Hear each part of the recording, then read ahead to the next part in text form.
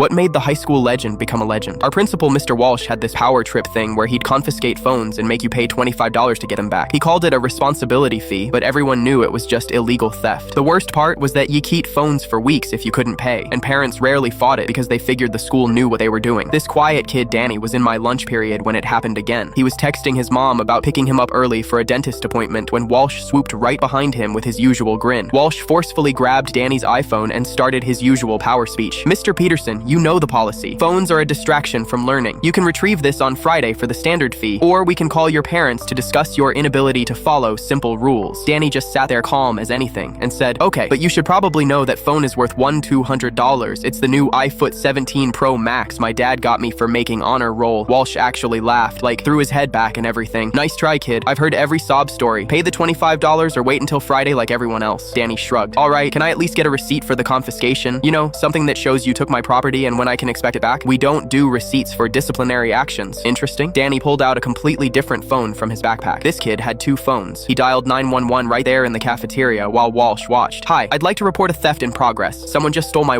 $200 phone, refuses to give me any documentation, and is demanding money for its return. The person who stole it is standing right here." Walsh's face went from smug to panicked in about 2 seconds. "Hang up that phone right now. Actually, sir, you can't confiscate this one. It belongs to the school district. I'm a student aide in the main office, and this is my work phone." The 911 operator asked for the location, and Danny gave our school address. Walsh tried to grab the phone, but Danny stepped back. The thief is now attempting to steal a second device. 20 minutes later, 2 police officers walked into our cafeteria. Half the school was watching by then because word travels fast. Danny calmly explained that his personal property was taken without due process, no receipt was provided, and he was being extorted to get it back. "Officer, I understand schools have disciplinary policies, but taking someone's property and demanding payment for its return is called theft and extortion in the real world." Turns out Danny's dad was a paralegal who had coached him on exactly what to say and how to say it. The kid knew more about property law than our principal. The police asked Walsh to explain the policy. Walsh stammered about school rules and learning consequences, but the officers weren't buying it. "Sir, unless this is outlined in the student handbook as a fine with proper due process, you've essentially stolen this student's phone and are holding it for ransom." They even made him open his desk drawer right there. There weren't just Danny's phone. There were 37 confiscated phones in that drawer. Some had been there for months, forcing kids to literally buy new ones. The officers took photos and made Walsh return every single one immediately. Parents started showing up within hours asking questions about where all those responsibility fees had been going. Turns out Walsh had been pocketing the money for 2 years. The school board launched an investigation, audited his finances, and discovered he'd stolen over $17,000 from students, all from those $20 fees. Walsh resigned in disgrace before they could fire him. Danny never got in trouble because technically he was the victim of a crime, all because one quiet kid knew the difference between school discipline and actual theft. Danny became an absolute legend for taking down the most hated administrator in school history with one phone call.